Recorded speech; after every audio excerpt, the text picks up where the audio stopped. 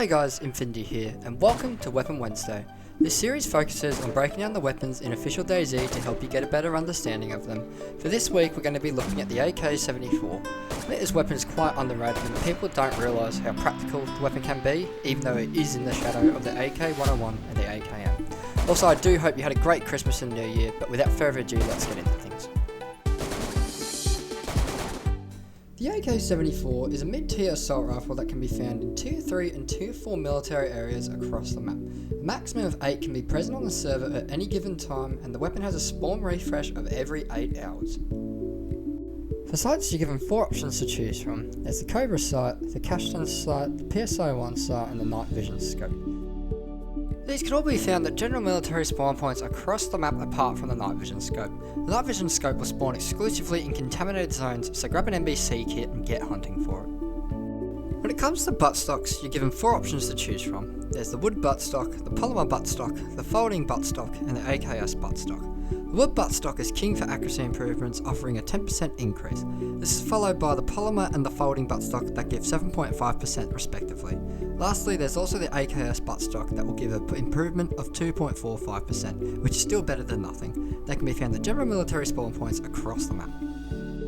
When it comes to handguards, there are 3 options. There's the wooden handguard, the polymer handguard, and the rail handguard. The wood handguard and the polymer handguard offer a 7.5% increase in accuracy, however the polymer is lighter than the wooden. There is also the rail handguard, which offers a 6.25% increase in accuracy, but will also allow the attachment of a weapon flashlight. They can all be found at general military spawn points across the map. When it comes to magazines, there's 2 options. There's either the 30 round magazine or the 45 round magazine. The 30 round magazine can be found at tier 2, 3 and 4 military areas around the map. However, the 45 round magazine spawns exclusively in contaminated gas zones.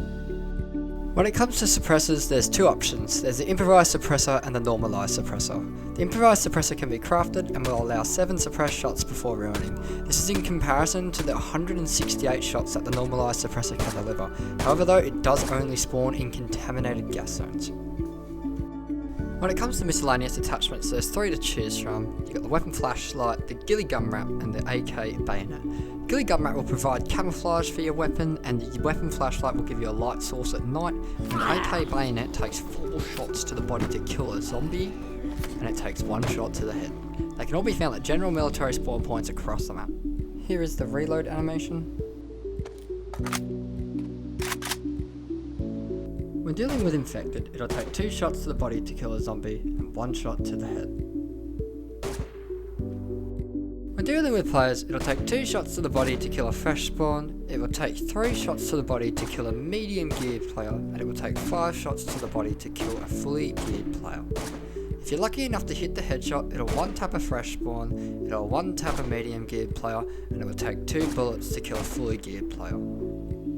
Going down the range, the iron sights aren't too bad at close range. As you can see here, they're pretty consistent and there's not much dispersion. Switching things up to the Cobra sights, it definitely improves it a lot. It's actually quite a nice sight to use. The Cashton sight is really good for your mid-range combat. It does excel, and as does the PSO-1. However, it is probably a bit too zoomed in for this type of range. The night vision scope does what it does best, obviously killing things at night. When you increase the range, the iron sights do begin to struggle along with the Cobras. They just can't really make the targets out too easily. On the other hand though, the Cashton sight is pretty good. I would say it's probably a bit too far for the Cashton sight. The PSO-1 however does shine with its red reticle. It's a laser beam, and obviously the night vision scope does what it does best, kills things at night.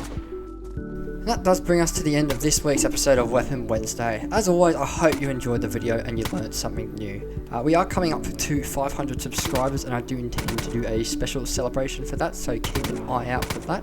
If you did enjoy the video though, consider subscribing to the channel and dropping a like as well. I'd appreciate it very much.